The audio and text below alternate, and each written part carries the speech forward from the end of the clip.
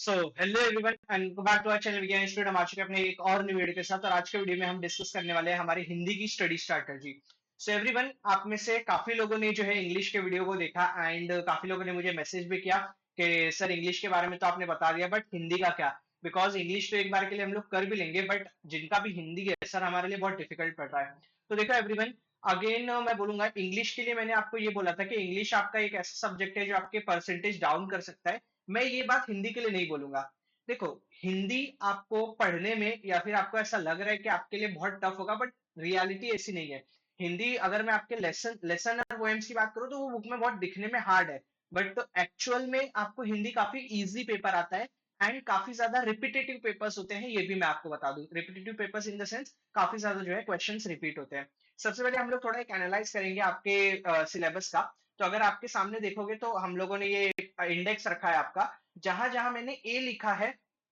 अगर आप देखोगे मैंने काफी सारी जगहों पे ए लिखा हुआ है, जैसे for example chapter number 2, chapter number 4, chapter number 6, then उसके बाद चैप्टर नंबर 8, फिर chapter number 10 and chapter number 11। ये सब मैंने ए लिखा है, इसके अलावा बाकी सब जगह मैंने बी लिखा है। बेसिकली ये जो ए है ना, ये आपके गद्य है। गद्य आप समझते हो, लेसन पैसेज। बेसिकली ऐसा मतलब आपको एग्जाम में पोएम्स होते हैं एंड लेसन्स होते हैं, उसी तरह से हिंदी में भी सेम है, पोयम से एंड लेसन से। जो पोयम से मैंने उसको ए से डिनोट किया है एंड जो लेसन से मैंने उसको बी से, सॉरी, जो पोयम से उसको मैंने बी से डिनोट किया है एंड जो लेसन से उसको मैंने ए से डिनोट किया है। अगर आप देखोगे तो आपके बुक में कुल मिला जुला के 6 जो है लेसन है एंड वो 20 मार्क के लिए पेपर में आएगा एंड 8 पोयम है जो 20 मार्क के लिए पेपर में आएगा। तो आप लोग देखते ही सब समझ गए रहोगे कि हमको पहले लेसन करना चाहिए बिकॉज नंबर ऑफ लेसन कम है। कुछ लोग ऐसा सोचेंगे सर नंबर ऑफ पोएम्स भले ज्यादा है बट पोएम्स छोटे होते हैं, तो ऐसा नहीं है। हिंदी का 12th स्टैंडर्ड का पोएम फ्रैंकली बोलूं तो काफी मतलब एक पोएम से टफ है थोड़े,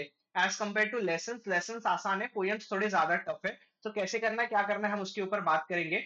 मैं बाकी भी एक बार जरा दिखा देता हूँ। फिर आता है आपका विशेष अध्ययन। ये अगर आप देखोगे विशेष अध्ययन में बस एक है, कनुप्रिया, एंड वो अकेले जो है 10 मार्क्स के लिए पेपर में आएगा। अब वो कैसे 10 मार्क्स में आएगा सर, पैसेज आएगा, क्वेश्चन आंसर आएगा, क्या आएगा क्या नहीं आएगा, हम एक क्वेश्चन पेपर भी मैंने यहाँ रखा है, हम उसके थ्रू देख लेंगे। देन आपका व्यवहारिक हिंदी आता है। व्यवहारिक हिंदी आपको 20 मार्क के लिए अलग से सेक्शन है। जैसे देखो, सेक्शन 1 आपका गद्य होगा, सेक्शन 2 आपका पद्य होगा। तो गद्य में आपको 20 मार्क का रहेगा, बेसिकली पैसेजेस होंगे 6-6 मार्क के। पद्य में आपको पोयम पैसेजेस होंगे, तो उसके बारे में हम लोग देखेंगे। देन जो सेक्शन 3 है, विभाग 3, वो विशेष अध्ययन है एंड विशेष अध्ययन के ऊपर आपको एग्जाम में 10 मार्क्स से, मतलब 10 मार्क्स के क्वेश्चन आएंगे। वो पैसेज भी होगा और भी क्या चीजें होंगी हम देखेंगे 1-2 मिनट में। पहले ये देख लो कि जो कनुप्रिया है उस मतलब विशेष अध्ययन में सिर्फ एक ही है, कनुप्रिया। दिखने में वो काफी ज्यादा बड़ा है बट अगर आपके पास डाइजेस्ट है, आप जब उसके मीनिंग्स को रीड करोगे आपको बहुत इजीली चीजें हो जाएंगी। ठीक है, फिर व्यवहारिक हिंदी में ये काफी सारे लेसन है, 4-5 जो है आपको लेसन है एंड पांचों मिला के 20 मार्क का आएगा। अब इसमें भी सर क्वेश्चन आंसर आएगा या पैसेज आएगा वो बता दो, आ जाओ थोड़ी देर में देखेंगे। फिर लास्ट में आपको व्याकरण पूछा जाएगा 10 मार्क के लिए। देखो मैंने यहाँ पे परिशिष्ट कट करके व्याकरण लिखा है सो दैट मैं आपको अच्छे से बता सकूं। आपको एग्जाम में मुहावरे रहेंगे 2 मार्क्स के लिए, उसके बाद पारिभाषिक शब्दावली रहेगी 2 मार्क्स के लिए। पारिभाषिक शब्दावली मतलब आपको हिंदी इंग्लिश के शब्द दिए जाएंगे, आपको उसको बताना रहेगा कि हिंदी में क्या कहा जाता है। ओके, ऐसा रहेगा, इंग्लिश के शब्द दिए जाएंगे, हिंदी में बताना होगा।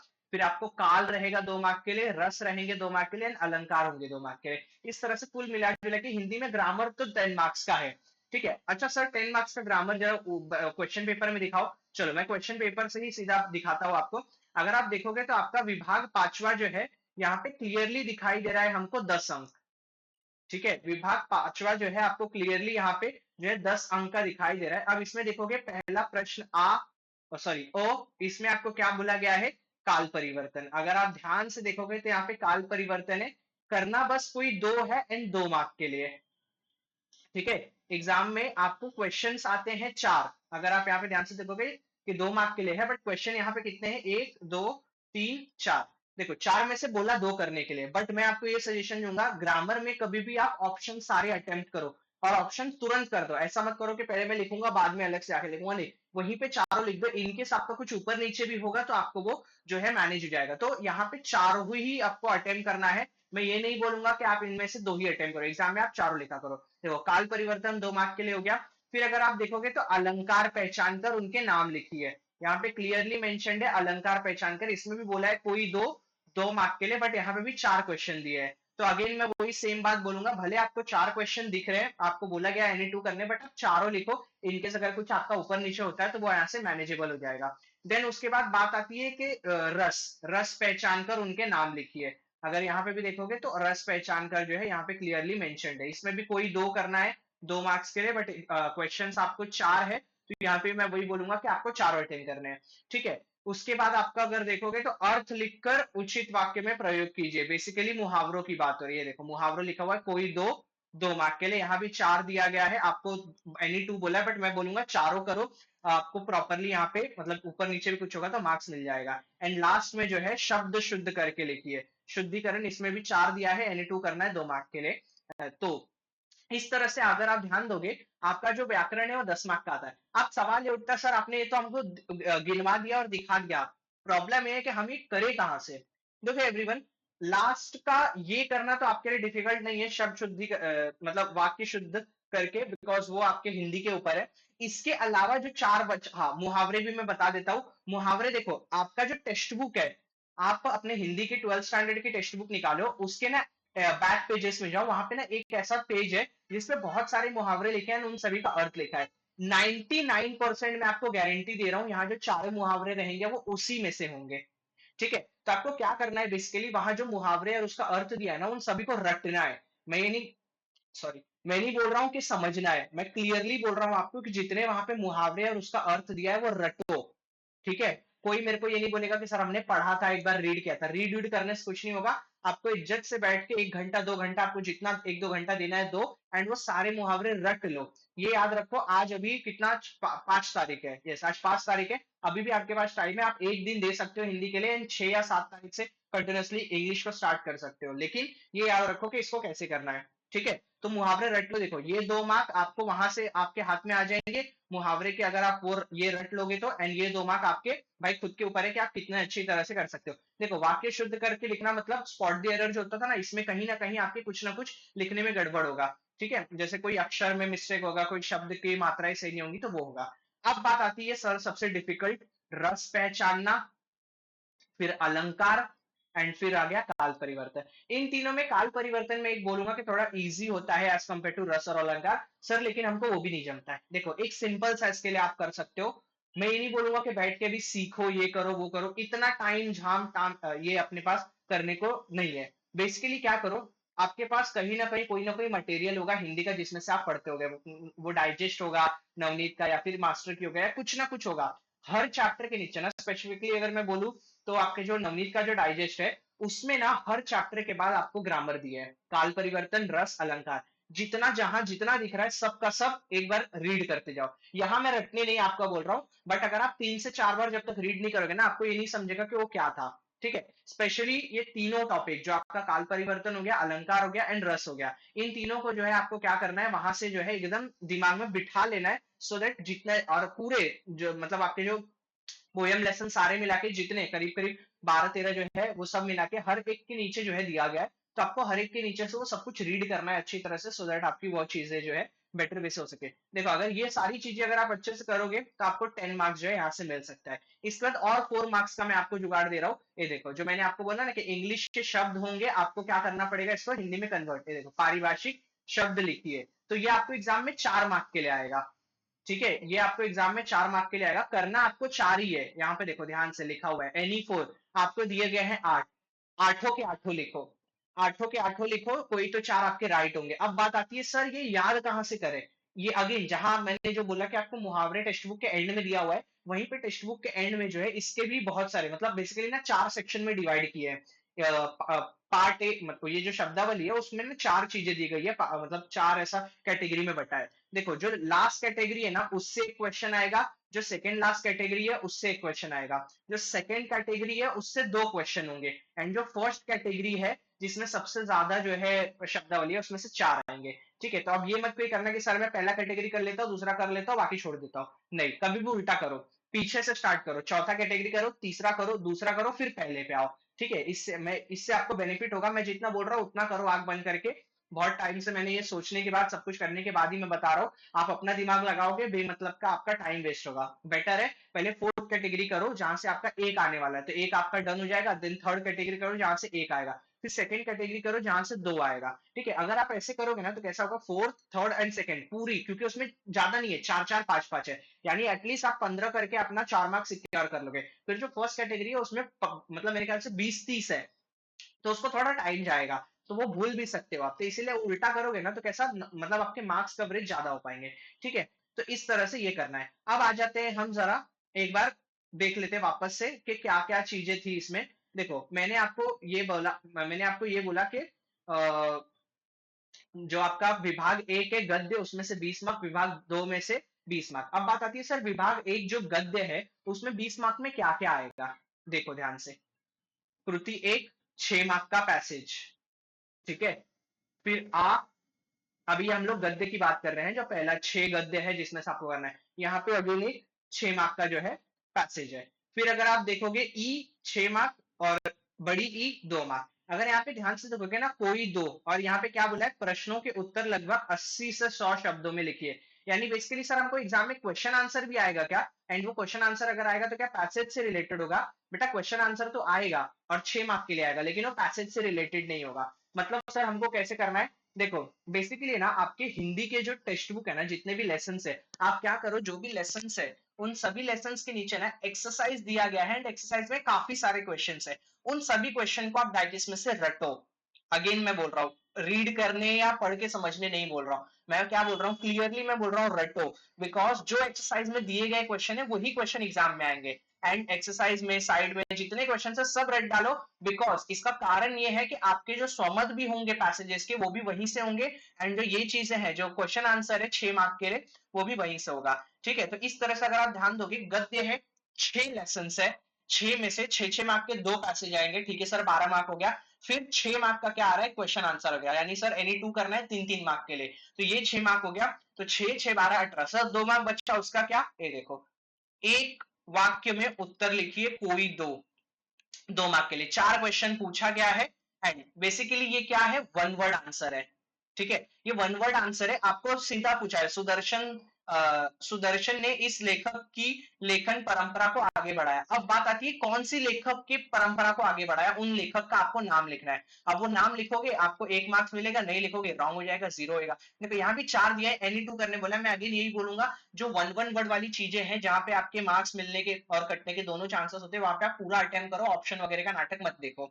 ठीक है, तो यहां से तो अब बात आती है सर इसको कैसे प्रिपेयर करें। इसके लिए भी आपको आपका डाइजेस्ट रेफर करना पड़ेगा। आप डाइजेस्ट में हर चैप्टर के नीचे एंड में ऐसे बहुत सारे क्वेश्चन है। देखो एवरीवन, मैं बार बार यही बात बोल रहा हूँ, डाइजेस्ट को इस्तेमाल करो, खरीद के रखा हुआ है पड़ा हुआ है कोने में, उसका कुछ मतलब नहीं है। जिनके पास नहीं है कहीं ना कहीं से जुगाड़ करो एंड करो, बिकॉज आपको देखो कंटेंट बोर्ड वालों के पास भी अवेलेबल नहीं है। अगर आप चाहते हो ना, जाओ नेट पे सर्च करो, प्रीवियस 2021 22 23 22, सॉरी 21 में नहीं था, 22 23 24 तीन एग्जाम हुए हैं।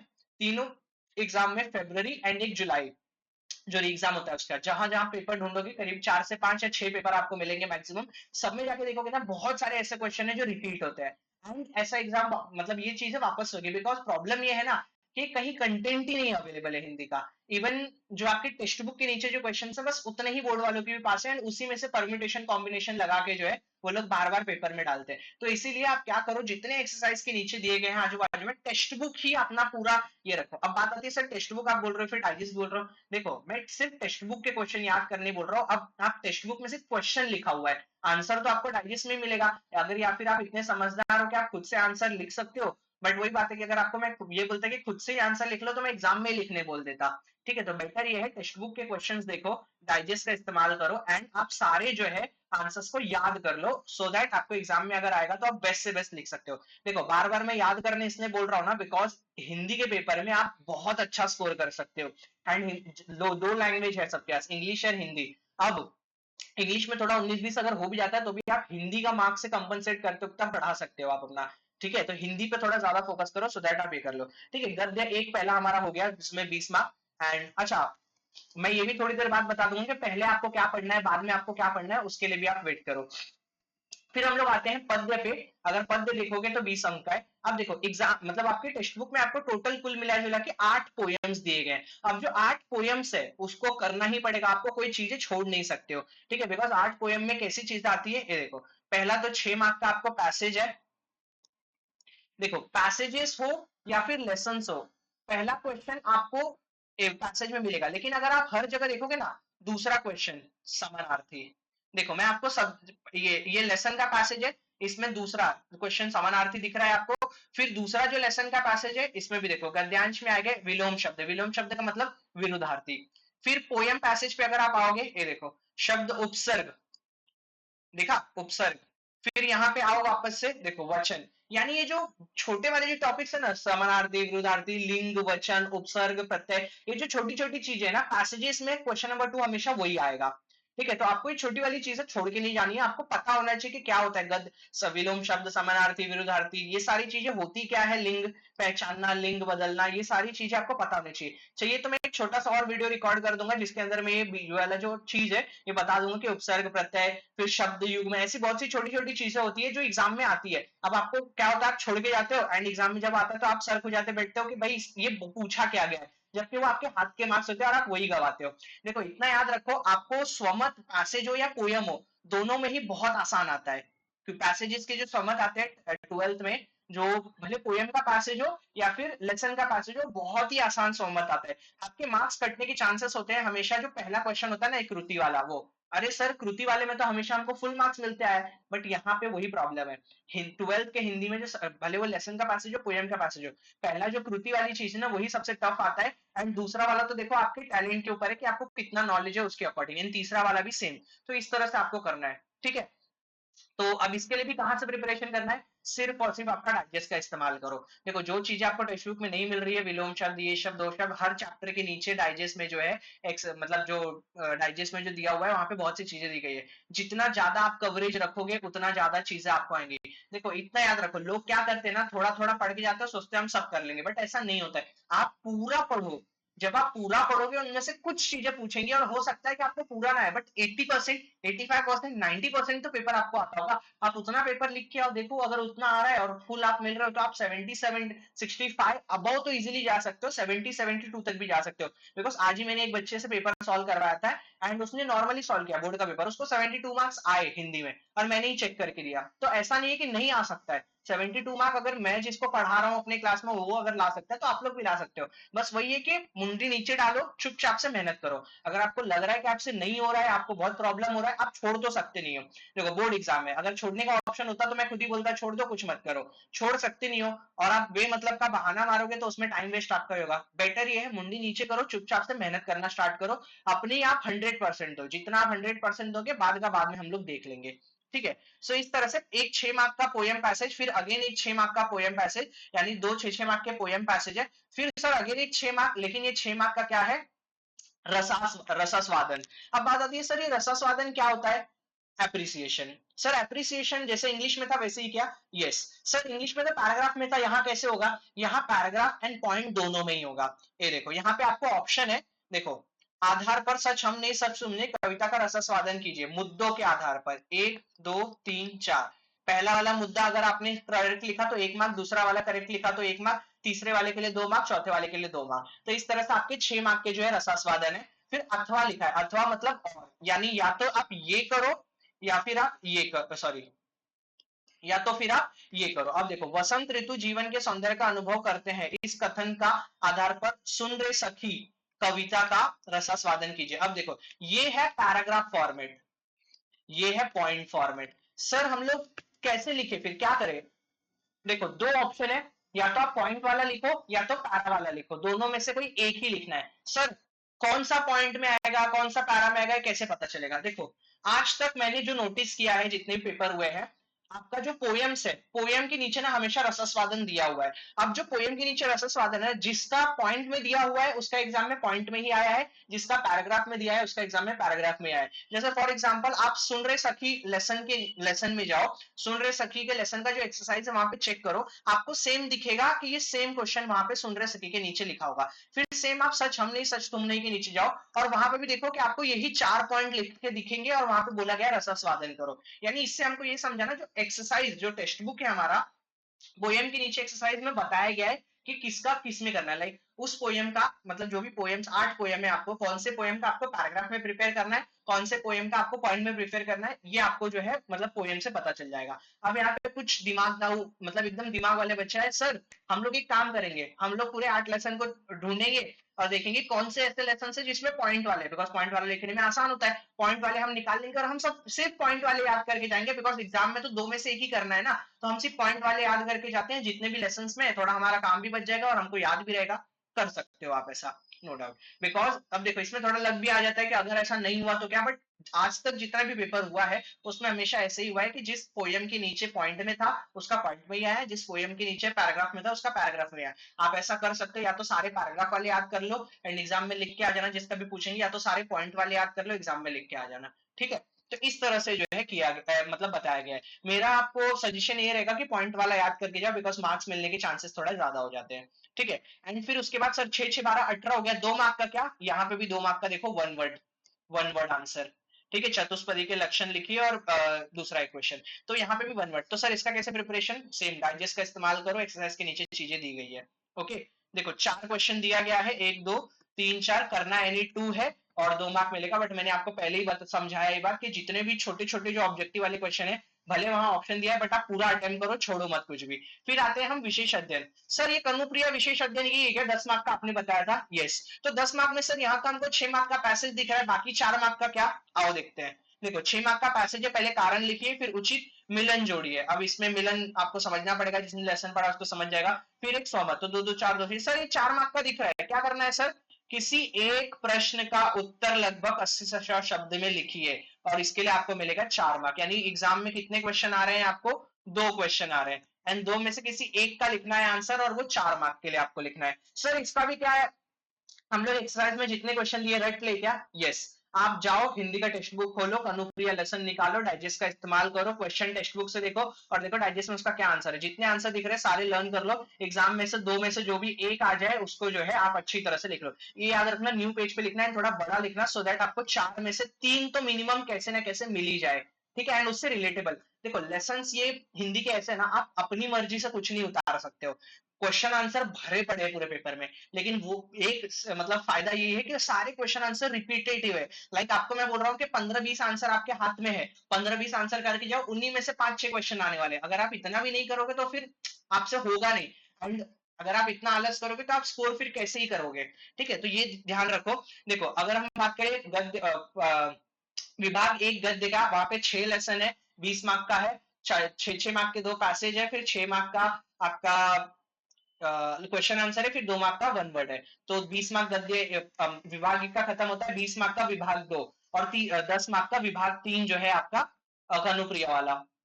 उसके बाद आते हैं हम विभाग चौथा, व्यवहारिक हिंदी, अपठित गद्यांश, पारिभाषिक शब्दावली। सर इसमें तो 3 3 चीजें, यस, व्यवहारिक हिंदी भी है, अपठित गद्यांश भी है और पारिभाषिक शब्दावली है। सर ये 20 मार्क का है, पारिभाषिक शब्दावली हो गया 4 मार्क का अकेले। ओके, पारिभाषिक शब्दावली आपको याद करना है, याद है मैंने बोला लेसन के एंड में जाओ एंड वहां पे इंग्लिश टू हिंदी वाला जो है चीजें वो याद करो। ये देखो ये चीज है, ये मैं बोल रहा हूँ। तो ये पारिभाषिक शब्दावली आपको 4 मार्क के लिए आएंगी। देन उसके बाद सर अपठित गद्यांश भी है क्या, यस। ये देखो यहाँ पे आ जाते हैं, हम लोग देख लेते हैं। अपठित गद्यांश भी जो है यहाँ पे हमारे सामने दिख रहा है हमको, कितने मार्क के लिए, 6 मार्क के लिए। दिखा सबको, अपठित अपठित गद्यांश पढ़कर सूचना के अनुसार कृति पूर्ण कीजिए, 6 मार्क के लिए है। पहला 2 मार्क का कृति है, फिर 2 मार्क का अगेन सर यहाँ पे तो हमको लिंग पहचानने बोला गया है, समझे, उधर लिंग बदला था क्वेश्चन में, फिर यहाँ लिंग पहचानने बोला है। तो इस तरह से जो है चीजें करनी है आपको, समझ में आ रहा है। फिर अंतर फिर यहाँ पे आपका सोमत है। ठीक है, तो सर व्यवहारिक हिंदी वाला जो पार्ट था यानी विभाग 4 था वो तो 20 मार्क के लिए था, 20 में से सर 4 मार्क का तो पारिभाषिक शब्दावली हो गया एंड ये 4 मार्क का पारिभाषिक शब्दावली हो गया, 6 मार्क का अपठित गद्यांश हो गया। सर व्यवहारिक हिंदी फिर कितने मार्क का बचा? 10 मार्क का। सर 10 मार्क के लिए हमको कितने लेसन पढ़ने पड़ेंगे? अगर आपको याद होगा तो यहाँ पे 5 लेसन थे। आओ दिखाऊं मैं, ये देखो, पल्लवन, फीचर लेखन, मैं उद्घोषक हूँ, ब्लॉग लेखन, प्रकाश उत्पन्न करने वाले जीव। तो सर ये 5 लेसन 10 मार्क के लिए हम लोग पढ़े? यस बेटा, पढ़ना पड़ेगा। अब क्यों पढ़ना पड़ेगा उसका मैं कारण बताता हूँ। आओ पहला तो देखो यहाँ पे क्या बोला गया है, पहला क्वेश्चन जो है वो 6 मार्क के लिए। अब देखो यहाँ पे ध्यान दे रहे हो आप लोग, सेवा तीर्थ से बढ़कर है इस व्यक्ति का पल्लवन कीजिए। देखो पल्लवन अथवा दिखा, अथवा। तो बेसिकली आपको जो वो व्यवहारिक हिंदी वाले 5 लेसन है ना, उसमें जो पहला क्वेश्चन आएगा उसमें ऑप्शन होंगे, या तो आप 6 मार्क का क्वेश्चन आंसर लिखो या तो 6 मार्क का पैसेज सॉल्व करो। देखो 6 मार्क के लिए यहाँ पे आपको पैसेज दिख रहा है, एक ये है, ये देखो, प्रत्यय लगाकर शब्द ढूंढ कर लिखिए, वापस से वही जो मैंने उपसर्ग प्रत्यय वाली चीजें बोली। एंड ये तो अगर आप देखोगे, देखो 6 मार्क के लिए या तो आप क्वेश्चन आंसर लिखो, लर्न करना पड़ेगा, या तो 6 मार्क का पैसेज सॉल्व करो। अब यहाँ पे जितने भी लोग लेक्चर देखते होंगे तुरंत सोच लेगा सर हम तो पैसेज ही सॉल्व करेंगे, क्या मतलब है, पहले इतना लर्न कर रहे हैं फिर से लर्न करें। यस बेटा, पैसेज ही सॉल्व करो, मार्क्स मिलने के चांसेस बहुत ज्यादा हो जाते हैं। ठीक है, तो यहाँ पे जो व्यवहारिक हिंदी है जिसमें अ पार्ट है, इसमें आपको ऑप्शन होता है 6 मार्क के लिए, या तो आप क्वेश्चन आंसर लिखो, देखो यहाँ पे क्लियरली अथवा लिखा हुआ है, हाँ ये चीज को मिस मत करना, या तो आप 6 मार्क का क्वेश्चन आंसर लिखो या तो 6 मार्क का पैसेज अटेम्प्ट करो। मेरा सजेशन आपको यही रहेगा, 6 मार्क का पैसेज अटेम्प्ट करो। सर ये तो 6 मार्क का हो गया, व्यवहारिक हिंदी में और 4 मार्क बचा, आओ ना देखते हैं। ये देखो ओ पार्ट, यहाँ पे अगेन दिख रहा है अथवा, यानी या तो आप 4 मार्क का है, या तो आप 4 मार्क के लिए दो आंसर, एक आंसर लिखो, देखो एक का उत्तर 80 से, दो क्वेश्चन दिया है, दो में से किसी एक का या तो 4 मार्क के लिए आंसर लिखो, या फिर ये देखो 4 एमसीक्यू दिख रहा है, 1 2 3 4, ये 4 एमसीक्यू करो, 4 मार्क मिल जाएगा आपको। तो अगेन सबके दिमाग में आएगा सर हम तो एमसीक्यू ही करेंगे।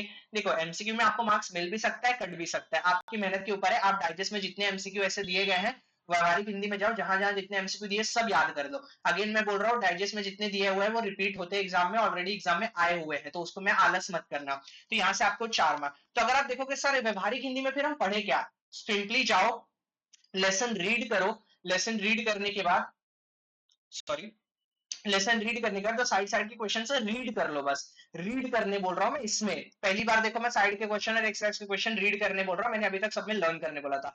आप रीड कर लो, रीड करने से कैसा आपको नॉलेज मिल जाएगा, पता चल जाएगी चीजें। एंड देन उसके बाद आप डाइजेस्ट निकालो, डाइजेस्ट से जितने एमसीक्यू और इधर उधर के जो क्वेश्चन प्रैक्टिस कर सकते हो कर लो, आपके जो है व्यवहारिक हिंदी के भी 10 मार्क जो है कवर हो जाएंगे। तो इस तरह से वो 20 मार्क हमारे कवर हो जाएंगे। एंड ये 10 मार्क का तो मैंने बताया सर, ये तो खत्म हो गया पेपर। यस, 20 मार्क का आपका सीन पैसेज है लेसन वाले, 20 मार्क का आपका सीन पैसेज है पोयम वाले, 20 20 40।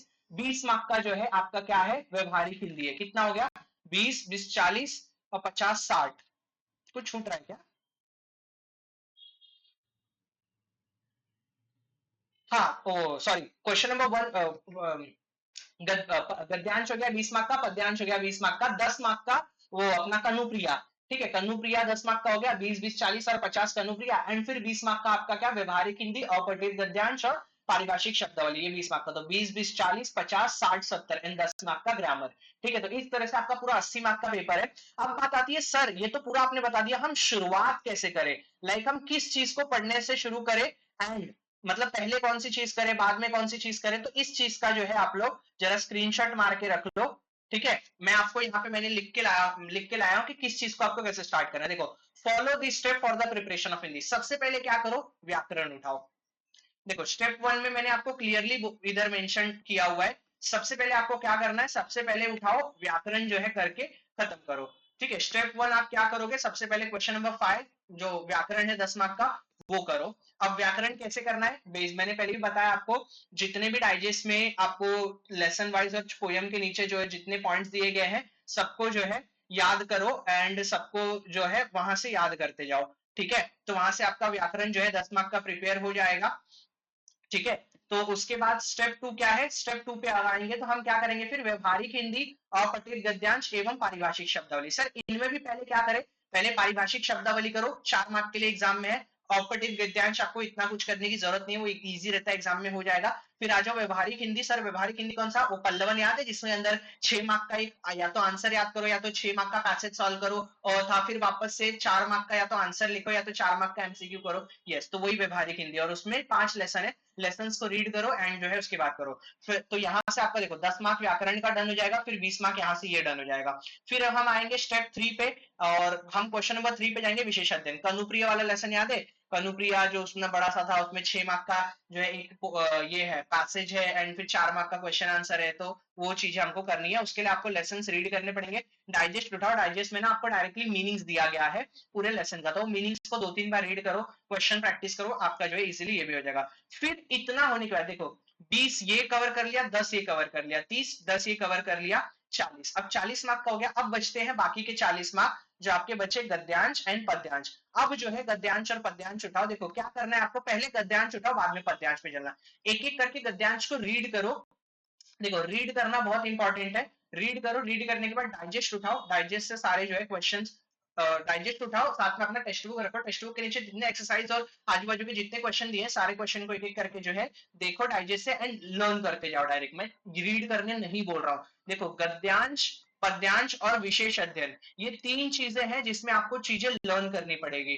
ठीक है, यहाँ पे भी आपको लर्न करना है। देखो यहाँ भी आपको चीजें लर्न करनी है, क्वेश्चन आंसर यहाँ भी लर्न करना है एंड यहाँ भी लर्न करना है। गद्यांश, पद्यांश और विशेष अध्ययन, ये 3 चीजों में आपको लर्न करनी है एंड बाकी जगह पे आप नहीं भी लर्न करोगे तो आपका हो जाएगा। ठीक है, तो एक बार गद्यांश आपने 6 लेसन कंप्लीट कर लिया, आपका 20 मार्क कवरेज आएगा। फिर पद्यांश उठाओ, 6 लेसन 20 मार्क का कवरेज करो। देखो स्टूडेंट्स, मैं जानता हूं कि हिंदी कहीं ना कहीं यहाँ जितने लोग बैठे हैं, जो भी अभी देख रहे लेक्चर या फिर वो बाद में जो देखेंगे, जो भी लोग हैं, आप लोगों को हिंदी टफ आपको लगता है कि है, but in reality Hindi tough नहीं है। आप इज्जत से 2 से 3 दिन दोगे, अभी भी टाइम है, तो आपका पूरा हिंदी जो है निपट सकता है। एंड देखो डेडिकेशन बहुत इंपॉर्टेंट है। आप ये सोचोगे कि बस मैं लेके बैठूंगा एंड हो जाएगा, नहीं होगा। आपको चुपचाप से मुंडी नीचे करके कंटिन्यूअसली पढ़ना पड़ेगा। जब तक आप खुद से नहीं पढ़ोगे, होगा नहीं। एंड अगर आप छोड़ने के चक्कर में हो, इस चक्कर में हो कि जो होगा देखा जाएगा, तो बेटा आपका फिर मतलब ही नहीं निकला साल भर पढ़ाई करके। आप अगर बाकी सब्जेक्ट में अच्छा भी ला लोगे और एक सब्जेक्ट में अगर आपका बेकार हो जाएगा, तो आपका परसेंटेज नहीं बनने वाला है। ठीक है, तो होप सो आपको ये सारी चीजें समझ में आई हो। एंड अगर आपको कुछ भी और डाउट्स है या कुछ भी और चीजों का वीडियो चाहिए या XYZ जो चीजें आपको लग रही है, आप कमेंट में डालो। एंड या फिर मैंने अपना नंबर भी दिया है, स्क्रीन पे शो हो रहा रहेगा, उस पर आप मैसेज भी कर सकते हो। तो जो भी चीजें हैं आप मुझे कांटेक्ट कर सकते हो एंड बता सकते हो। ओके, अगर आपको लेक्चर अच्छा रहा हो और आपको लग रहा है कि हेल्पफुल है, तो अपने फ्रेंड्स के साथ जरूर शेयर करो। बिकॉज 2 साल पहले हमने स्टार्ट किया था चैनल, तो वो चैनल गायब हो चुका है एंड ये न्यू चैनल है। आप लोग देखते रहोगे, सब्सक्राइबर्स भी बाकी कम है, बट क्वालिटी एंड एफर्ट्स में कोई कमी नहीं है। वो जैसे पहले थी वैसे आज भी है। तो आप चैनल को शेयर करो सो दैट ज्यादा लोगों तक ये चीजें पहुंच सके। एंड अगर आपने सब्सक्राइब नहीं किया होगा तो कर लेना। अच्छा लगा हो वीडियो तो लाइक कर देना। बाकी as wish. So hope so everyone आपको अच्छा लगा हो। फिर से हम मिलते हैं अपने नेक्स्ट लेक्चर में। So thank you so much.